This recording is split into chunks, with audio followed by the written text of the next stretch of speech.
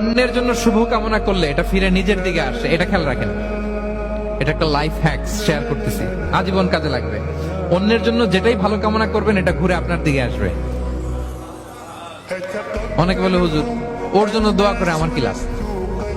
নিজের জন্য আল্লাহ আমারে মাফ করে দাও, আল্লাহ আমারে সমৃদ্ধি দাও, আল্লাহ আমার বেতন বাড়াও, আল্লাহ আমার ব্যবসায় বরকত দাও, আল্লাহ আমার ছেলেরা হাফেজ বানাও, আল্লাহ আমার বউ, আল্লাহ আমার মেয়ে, আল্লাহ আমার আমার আমার সব আমার ভালো আপনি চাচ্ছেন নিজের জন্য, অন্যদের জন্যও চান। আল্লাহ আমার সব ভাইদেরকে মাফ করো, আল্লাহ আল্লাহ আমার গোটা মুসলিম উম্মাকে তুমি বরকত দাও, কল্যাণ দাও, নেতৃত্বে আসার তৌফিক দাও, আল্লাহ সবাইকে সুস্বাস্থ্য দাও। এটা ফিরে আপনার দিকে আসবে। অন্যের জন্য শুভকামনা বহুগুণ বৃদ্ধি হয়ে নিজের দিকে রিটার্ন করে। বিষ্ণু সাল্লাল্লাহু এটাই বলেছেন, মা মিন আবদিন মুসলিমিন ইয়াদউ লিআখিহি বিযাহরিল গায়বি ইল্লা ক্বালা লাহুল মালাকু ওয়া লাকা বিমিসলিন। কেউ যদি তার ভাইয়ের অনুপস্থিতিতে তার ভাইয়ের জন্য দোয়া করে, ফেরেশতারা ওই দোয়াটা তার জন্য আগে আগে করে। তাহলে অন্যের জন্য শুভকামনা করলে, দোয়া করলে লাভ না লস?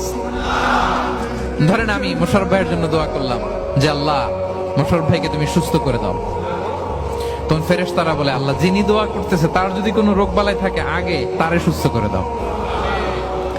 ধরেন আমি বেলায়েত ভাইয়ের জন্য দোয়া করতেছি, আল্লাহ বেলায়েত ভাইয়ের এই সমস্যা আল্লাহ তুমি দূর করে দাও, ফেরেশতারা বলবে আল্লাহ যিনি দোয়া করতেছে তার যদি এই সমস্যা থাকে আগে তারে এটা দূর করে দাও।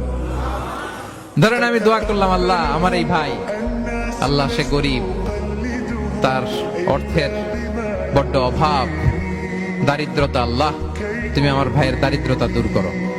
ফেরেশতারা বলে ওয়ালাকা বিমিসলিন, তোমার জন্য এটা, মানে আল্লাহ যিনি দোয়া করতেছে তার যদি অর্থের প্রয়োজন থাকে আগে তার দারিদ্রতা দূর করে দাও। তাহলে বলেন তো অন্যের জন্য দোয়া করলে লাভ না লস?